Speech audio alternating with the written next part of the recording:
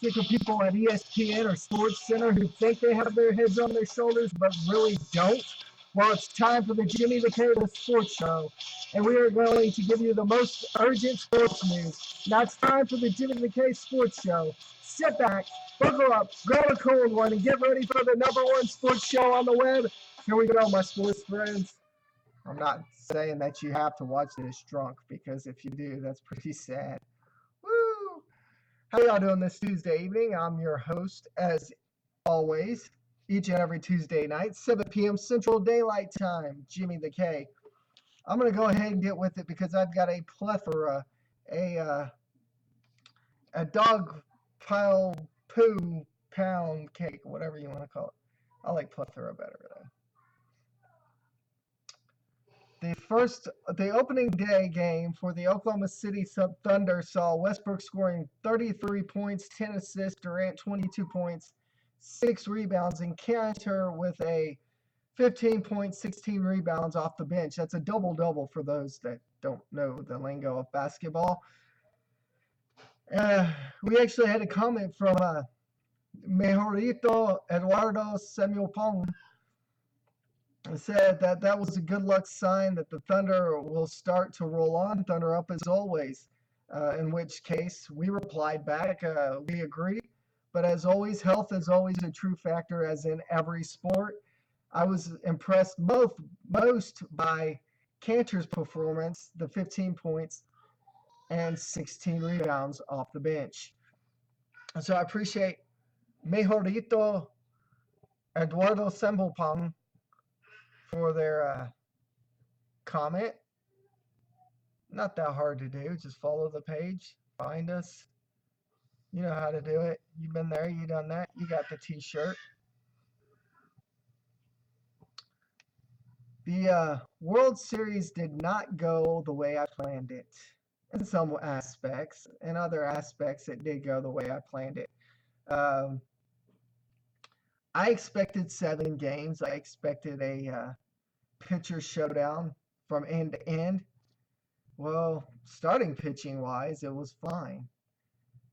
When you have a team, the New York Mets, who would always commit the errors at the most inopportune times, or their bullpen wouldn't come through for them at the most inopportune times, that just gave the Kansas City Royals a chance to win the World Series, in which they did in 5 games. They won it in the 12th inning on some spectacular play by the Royals. You have to take your hats off to the Kansas City Royals, as they're one of those teams that were down if you look at throughout the playoffs, Royals were down at least a half a dozen times, at least 2 runs, and always came back in those 2 runs and to put up a victory. So that's the resilience of the Kansas City Royals, is the fact that they could be down like that going into the 9th inning of any game and still have the resilience to take it to extra innings, or win it in the bottom of the 9th, or win it in extra innings after all was said and done. Okay, if you're a Cowboys fan, you saw that Julius Randle lost his job and left Valley Ranch. Well, news broke about 30 minutes ago that Joseph Randle will not be back with the Dallas Cowboys. They've officially cut him. The NFL is getting involved. There will be disciplinary action, but hey, if he's not going to be a Dallas Cowboy and there's not going to be a team to pick him up, 2-game suspensions mean nothing to players that are, not on the field. Speculations, and this is all speculations, is that he had earlier this season a misdemeanor in which he was pulled over for having marijuana on his person. After leaving his girlfriend's house, his girlfriend called the police. The police ran him down, found marijuana on him, arrested him. The Dallas Cowboys gave him the benefit of the doubt, gave him some personal time off, and let him get his ducks in a row. But apparently, Joseph Randle didn't get the memo that the Cowboys have done everything in their right mind to be kind to him, but yet he's going to sit there and arrogantly walk off the field because he feels like he can play and losing his starting job is not worth his time. Well, Jerry Jones not only covered up in the offseason the fact that you stole from a Dallas mall, one of the most prominent Dallas malls around, the Galleria. You stole from a store there. He paid it off. He let you pay it off. He paid off the judges, whatever he did. I don't know. I don't care. You got over that. You went into this offseason feeling really good about yourself. You come in through 6 games, only have 313 yards. To be quite honest with you, I'm kind of happy they cut him. I deal with Joseph or with McFadden over Joseph Randle any day.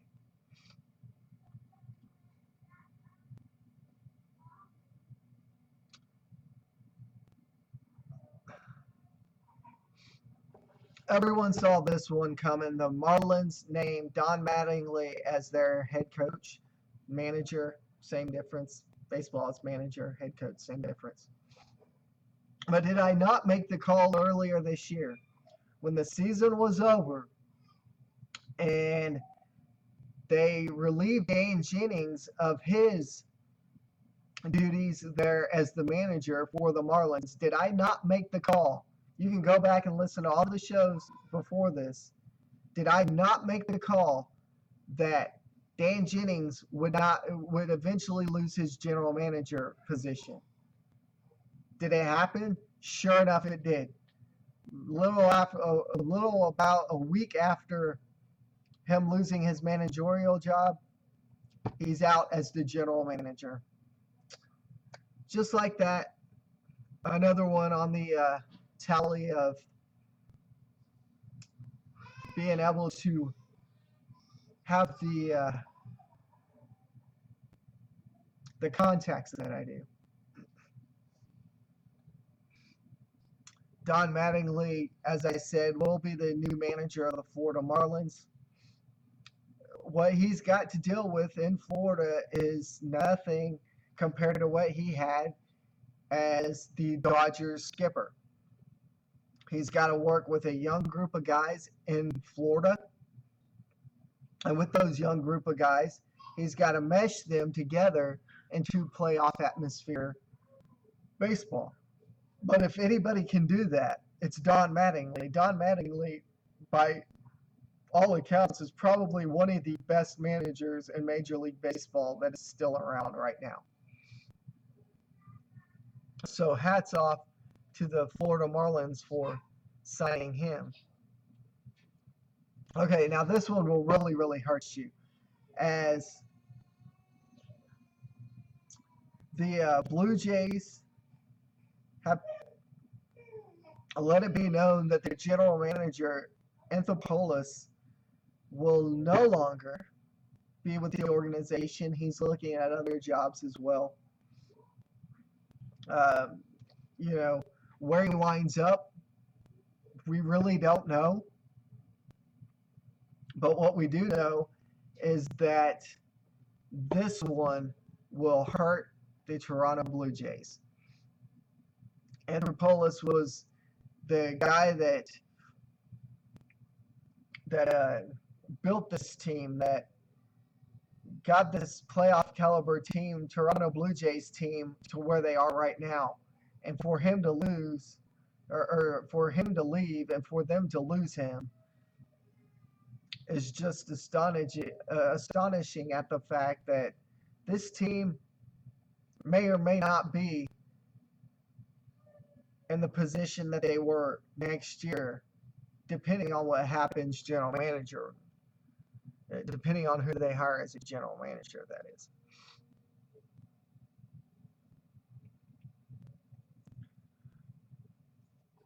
About 4 days ago, the Texas Rangers made it known that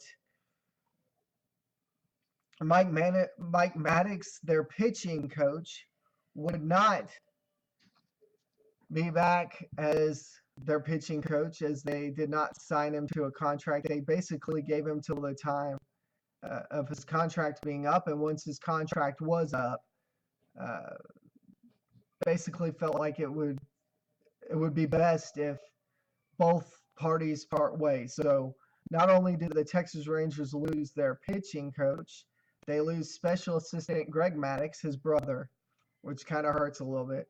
Dave Magadan, their hitting coach, not too worried about their bullpen coach, Andy Hawkins, no longer with the organization as well. So the Texas Rangers are going to be looking for 4 pieces in their coaching ranks, and speculation was, as of 2 days ago, that the Rangers were going internal for their pitching coaches, and for the majority of their coaches, they were going to go internal. More than likely, they'll go to the AAA. At the lowest, their AA ranks. They've got a couple of guys in mind. I really think they have to go outside the organization if they want to find a true good hitting or pitching coach, hitting wise as well.